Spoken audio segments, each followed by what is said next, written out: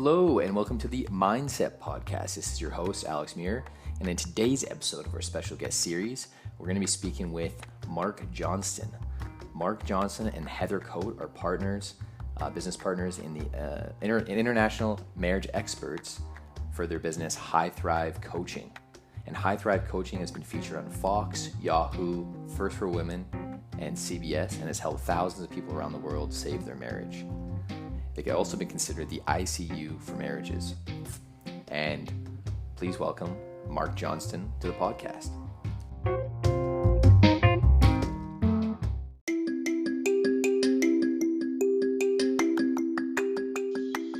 And this episode is brought to you by RadioGuestList.com, the #1 free radio guest, podcast, and talk show guest expert interview booking service on the internet.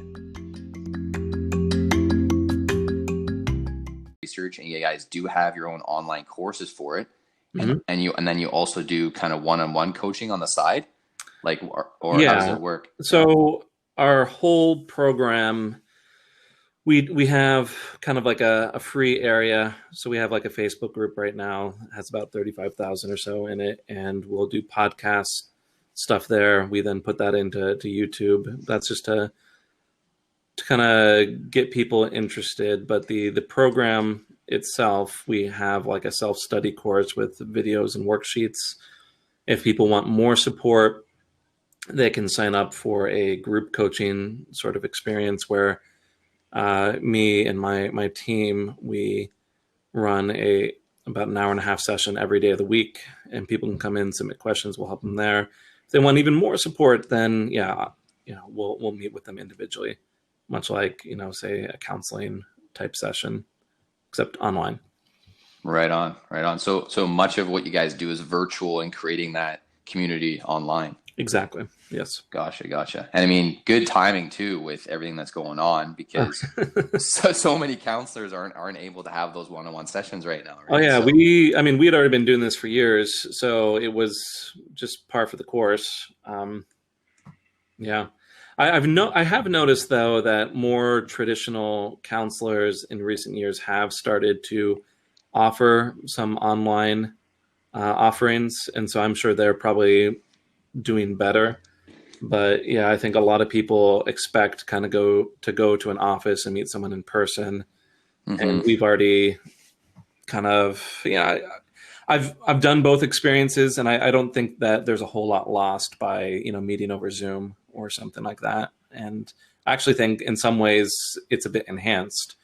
A lot of times when I'm working with my clients, I'll pull up their notes on the screen, and I'll kind of spell some things out, illustrate. Just kind of, it's easier to explain some concepts. So if I'm able to write things out on the screen or show them some images and whatnot, that can kind of help enhance the experience.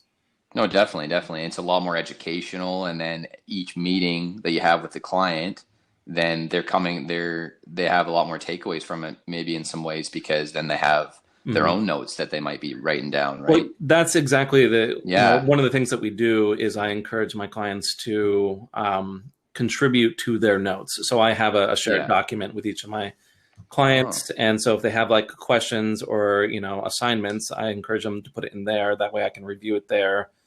And, then we can kind of pick up the next time. And it just kind of makes them a little bit more of a seamless process. Mm-hmm. And one question I wanted to ask you, Marc, was how are your and Heather's methods different from typical marriage counselors?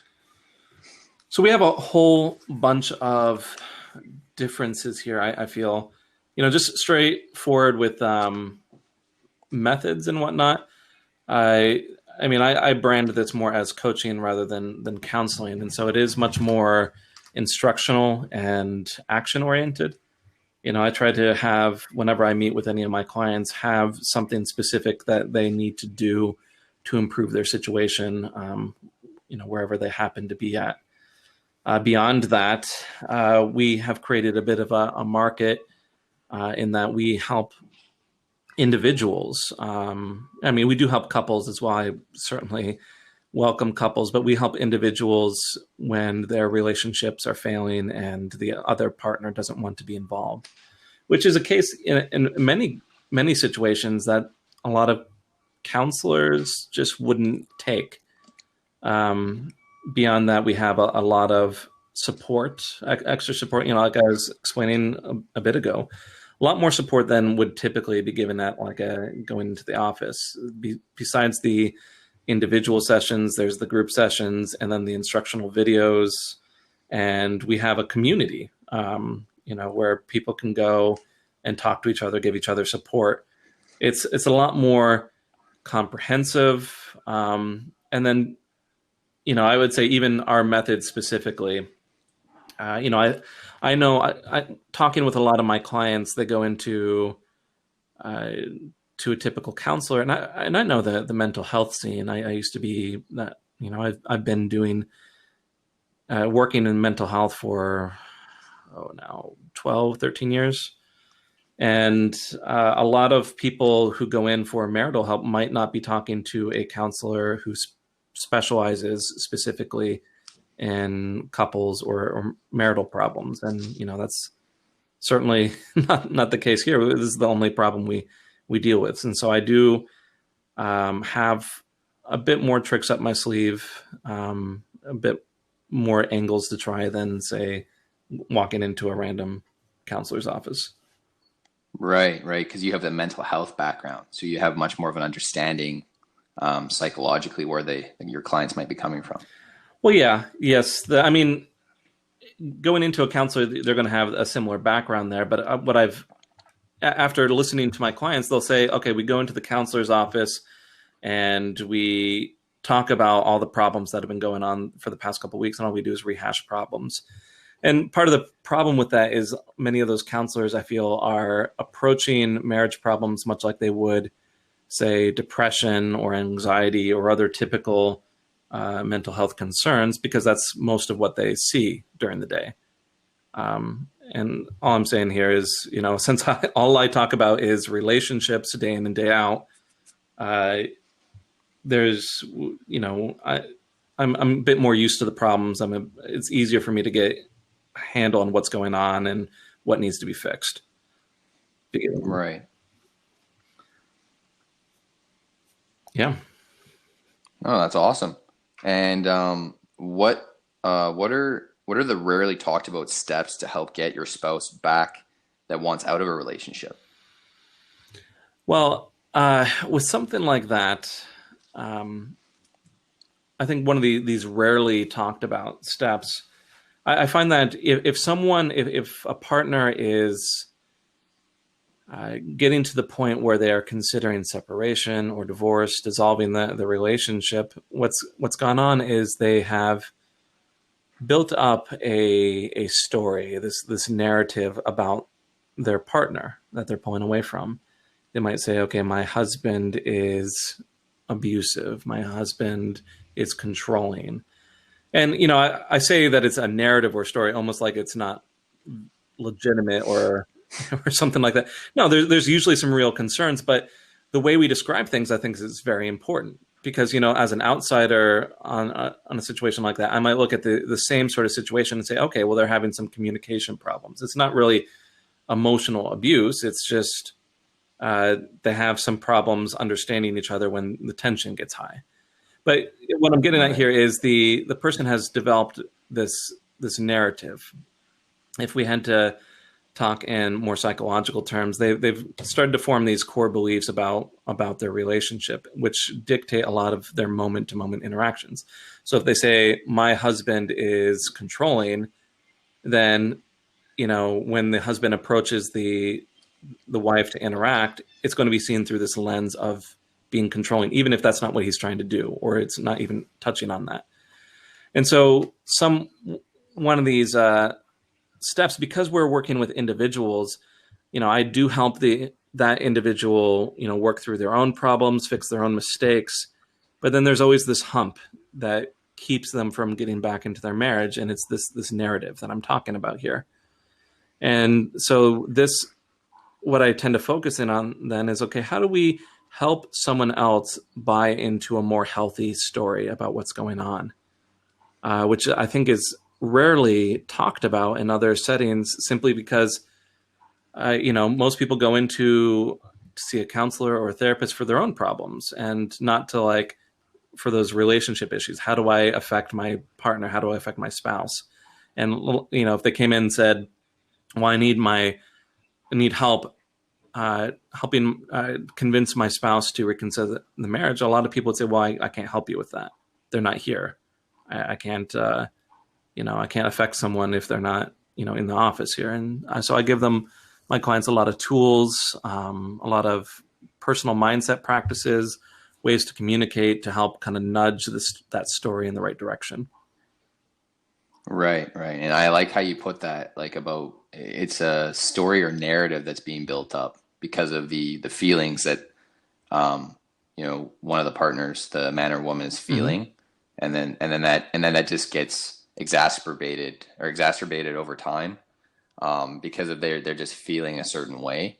And then that story just continues to build. And it might, like you said, it might not be the emotional abuse or anything else. It's just more, it spirals, like this feeling. It spirals. Yeah. And so like they say, my spouse is a jerk. They start looking for evidence that their spouse is a jerk. And then, if they look for it, they find it.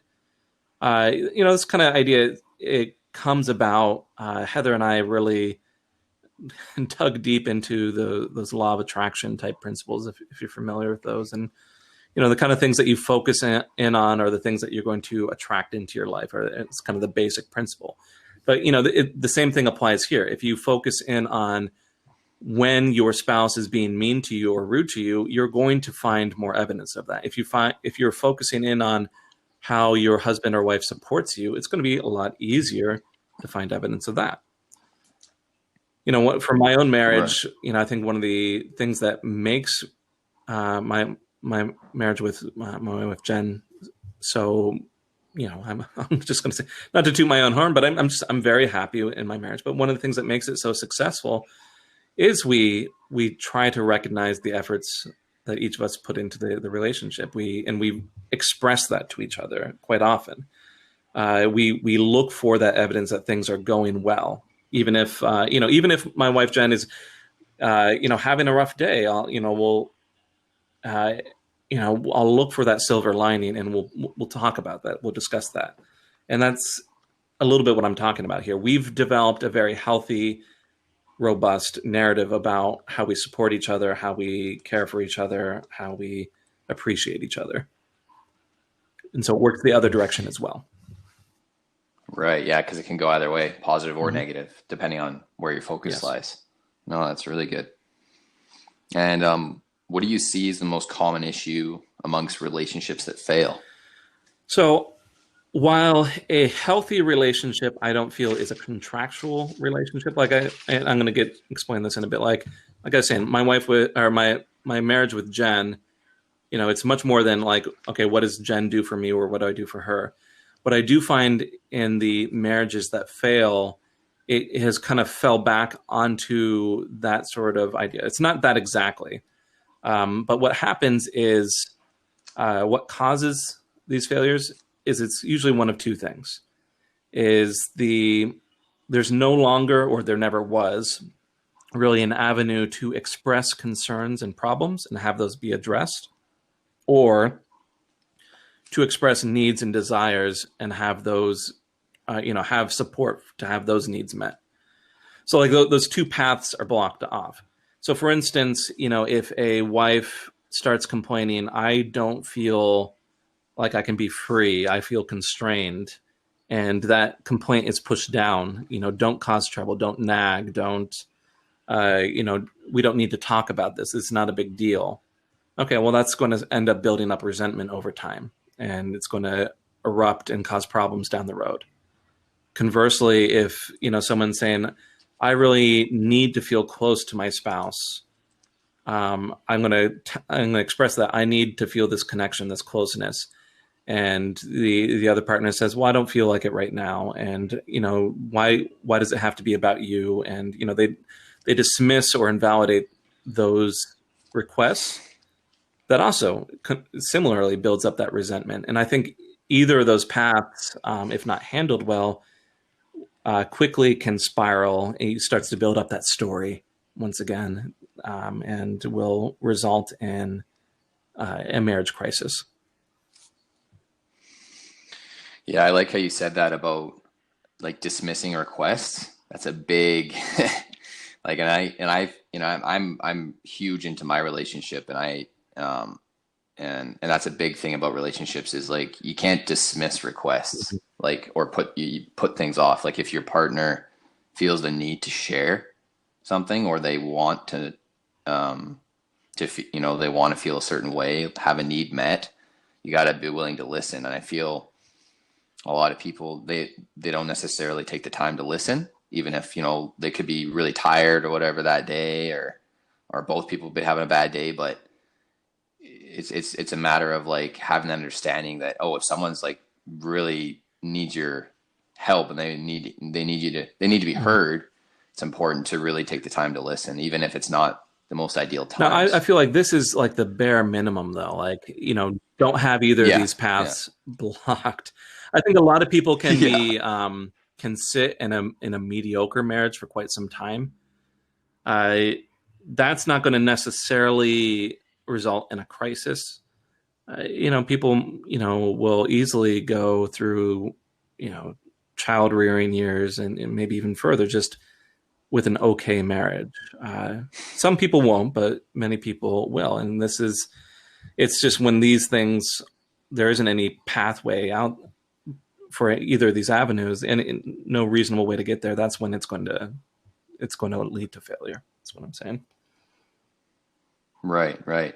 And for your podcast, the Thriving Marriage podcast, what kind of stuff do you guys talk about? You and Heather talk about? Is it kind of like some testimonials from your clients, telling them kind of what works and what they need help with? Is it like Q&As, or is it more go ahead. What we do is, like I said, Heather and I really like to focus in on what's going well, what's positive. We like to foster that healthy story. So we do share success stories. We encourage that in our other social media platforms as well. So on Facebook, we encourage our clients to share wins, but we do highlight specific wins on the podcast.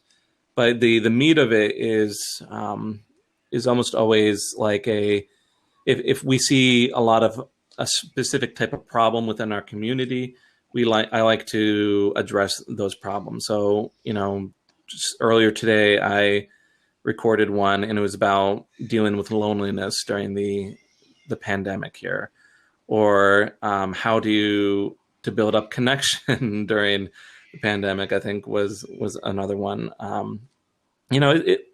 There's so many topics within relationships. I never feel like I'm at a loss for something to talk about, whether it is helping a spouse pull down those defensive walls so that they can build up some communication again, or whether it is, specific parts about handling an affair, or whether that's fostering more acceptance and understanding with mistakes and weaknesses, or just any number of topics. That's what we talk about. I like to approach a lot of these kind of as the podcast. I almost see it as a platform to help our audience to understand certain topics. Why do these problems happen in the first place? Why is it a reasonable situation that a lot of people land in? And, what can be generally done to relieve some of these problems?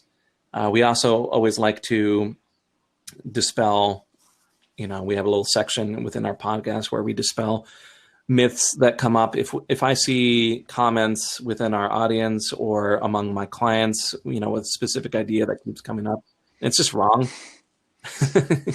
I like to go over those things and say, hey, look, here's this thing that's been popping up. I've been seeing a lot. You guys have been saying it. Yeah, you should, for instance, separate to heal, and I'll talk all about that for, 10 minutes or so, about how it's a misconception. And, if you're going to heal by separation, this is how you would do it right. So on and so forth.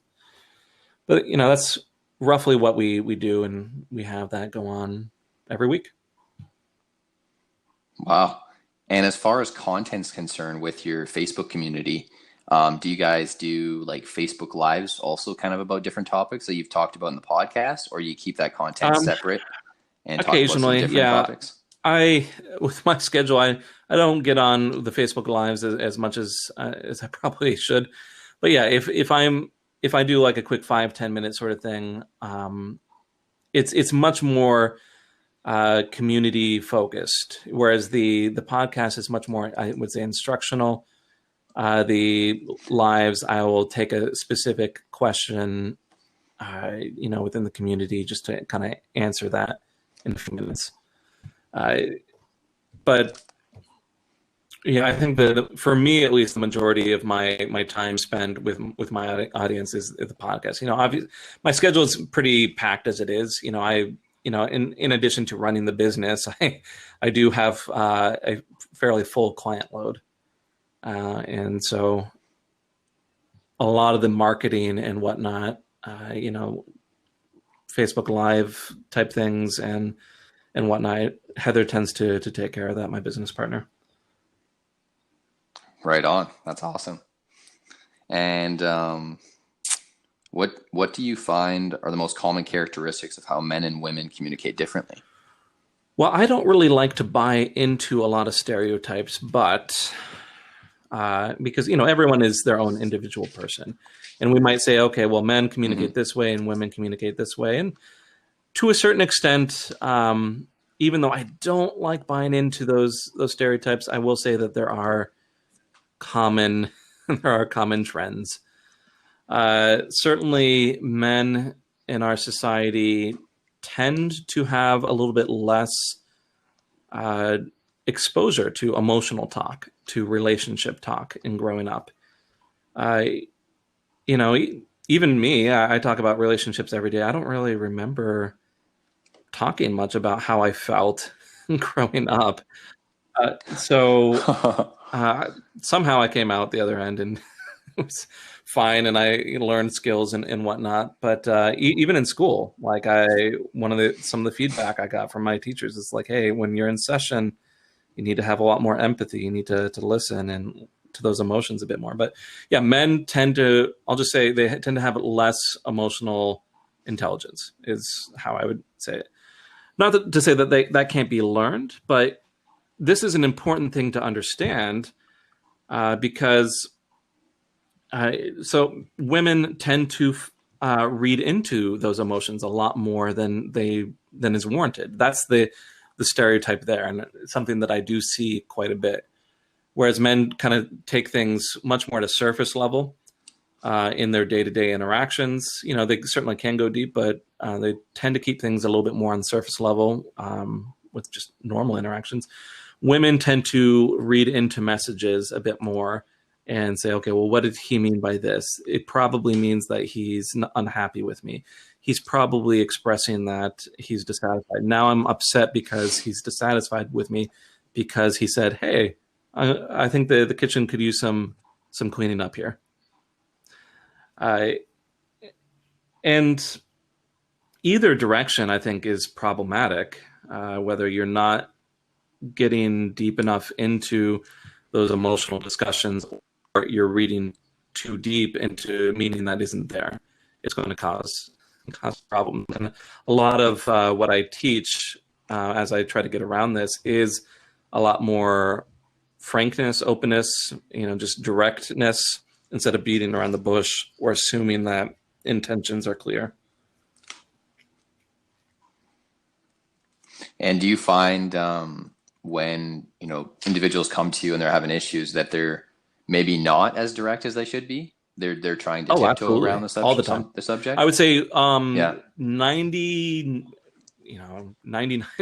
95%. So the vast majority of my clients, when they come to me, they're just like I was saying earlier. They are having a problem being able to openly discuss concerns and problems.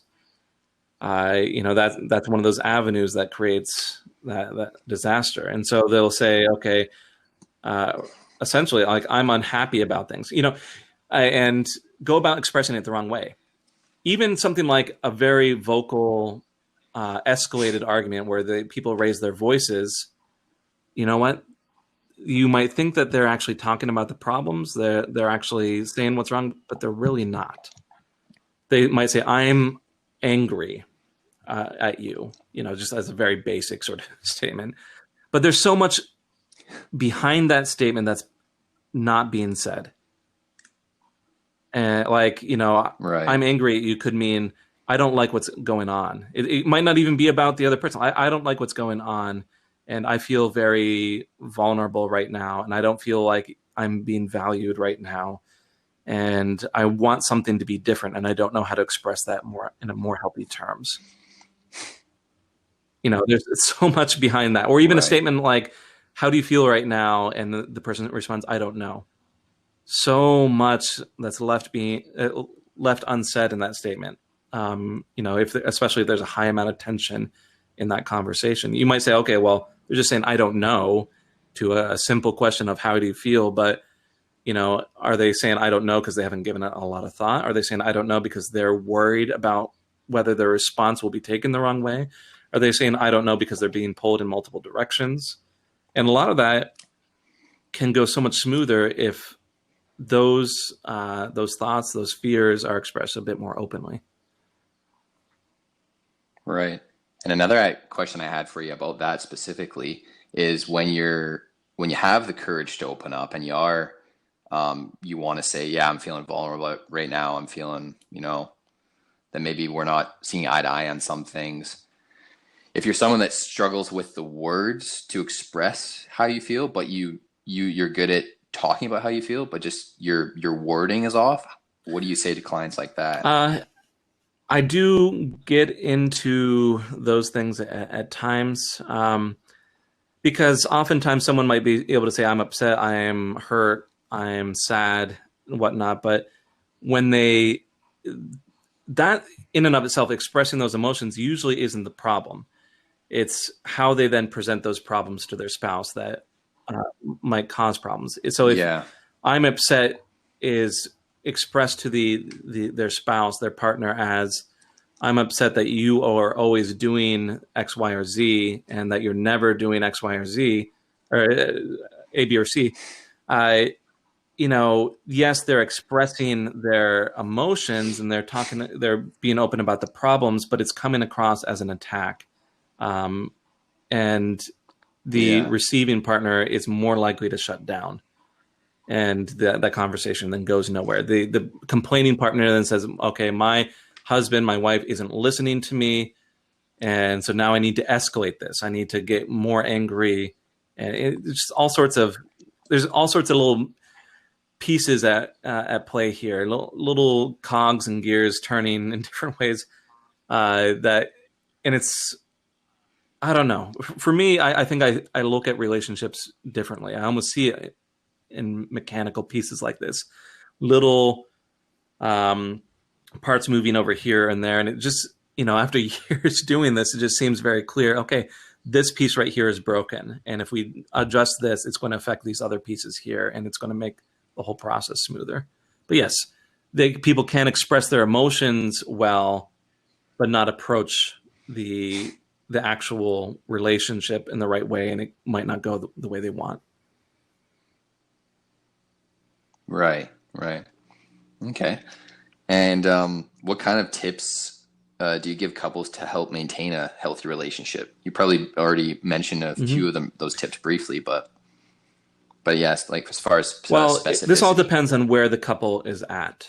I like pulling in some ideas from different sources. For instance, one is from Dr. John Gottman. He's fairly famous in terms of marriage research. I like some of his thoughts, especially when couples have gotten to this point of breaking.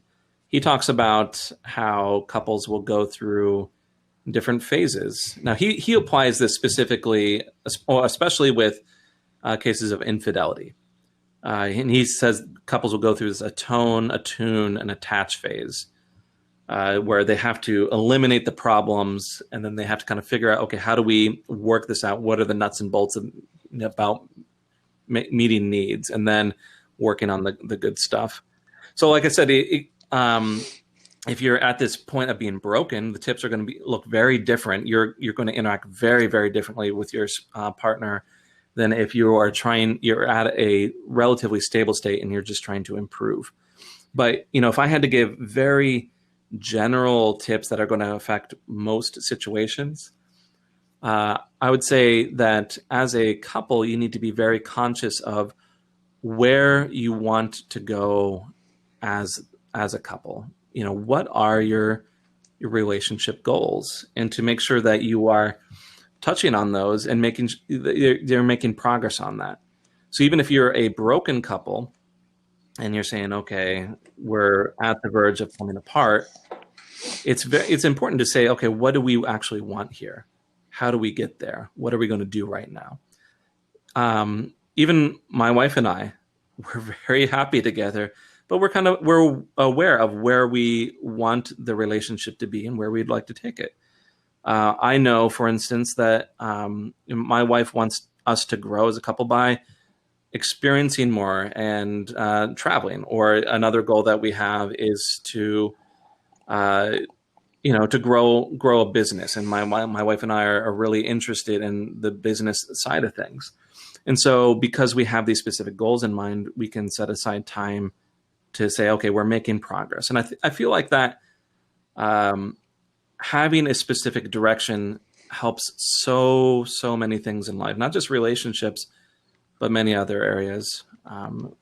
This is kind of something that I didn't used to really have a focus on until, I really, started working on this business, started, focusing a lot more on personal development. But I can say that, having a clear direction in different areas in my life, even in relationships, helps immensely. No, for sure. And how do you, with your clients, how do you tell them like how to set aside that time, and like how frequently should things be brought up, like as far as trying like to bring up to your spouse or your girlfriend, I just want to sit down with you and do like a quarterly review or a monthly review to be like, like, hey, like how are things with us? Like, is there anything I can improve? Like, as far as like, things that you want to do, places you want to visit, stuff like that. Or if they're like really into traveling and you're really into building a business, like how to meet in the middle. I think that all depends like that. on your situation and each other. I know we like to go online and say, okay, here are the 5 things you need to do to, say, improve your relationship or build a business or, become more successful. But so many solutions, I think, need to be very custom to your individual situation. So in this case, I'm thinking of a couple that I'm working with right now where there was some infidelity involved, and we've now gotten past that hurdle, which is great. But one of the partners is a bit more reluctant and feels frequently overwhelmed by a lot of process and problem talk, doesn't want to focus on the negatives. Whereas the other one wants to feel that reassurance, that security by solving the problems and approaching it. And so, one of the that very question came up: how much can we talk about our goals in our relationship? And I had to turn the question back to them. And, I turned to the wife, how frequently feels right to you? And I turned to the husband, how frequently feels right to you? And, they settled in on about once a week. I'll bring John Gottman back into the picture here.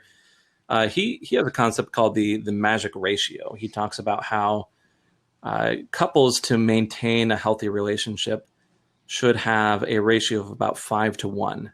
Positive, happy, healthy encounters, interactions, thoughts, and beliefs about each other to 1 negative or poor interaction with each other.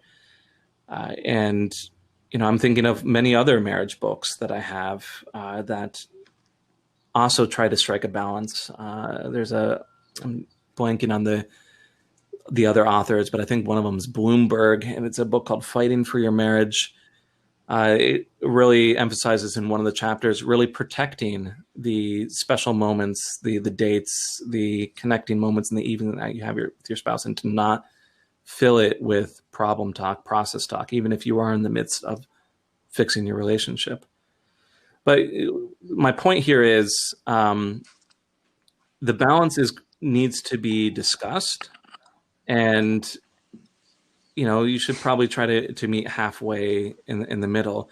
But above all, you should, more so than, how much do we talk about problems, is are you actually having a lot of more time enjoying each other's company than solving problems? And if you have that, you're probably in a good spot. Gotcha. No, that's really good. And my last question for you before we leave today is, do you recommend all couples go to counseling or individuals, or just couples that are needing help with their relationship? I laugh at that because, I'm going to be a bit biased because I think that many healthy individuals, even apart from relationship advice, would probably benefit greatly by having someone to talk to share their feelings with, to work out personal problems, even if they're not, say, depressed, anxious, schizophrenic, bipolar, whatnot. And I think the same applies to marriages to a certain degree. Now, if you have a very open, loving, happy relationship where you're able to openly express concerns and have and expect your partner to listen to you and address those, then maybe you don't need that outside source, except maybe on occasion. Me personally, I remember before I got married, my wife and I attended a pre-marriage class through our church. But I'll tell you what, it was junk. It didn't really help much at all. I actually think a lot of people would benefit from an expert out there creating a course. It's something I've contemplated quite a bit recently, but I'm just not sure that there would be a market. People aren't likely to seek out help unless they're bleeding at the neck and they're dying. So do I think that people should seek out help even if they're feeling healthy? Oh, absolutely. I think even if you're healthy, there's a lot of growth that can be had. And, having an outside perspective to kind of dig in and see, okay, are there some precursors to behavior that could really ruin a relationship? I think that would be immensely helpful. I also think it would be helpful if people took marriage seriously before they got into it and actually dug into what it would take to make the relationship healthy. I think that would prevent a lot of tears, prevent a lot of heartache. So, yeah. No, I like that. Talking to someone about the precursors to behavior. Yeah. Because I can tell you I'm someone that I like to hear different perspectives from outside sources because it always helps me formulate my own decisions. I feel I need a lot of variety in the way things are explained to me. And every time I talk to someone different, I gain some sort of extra value.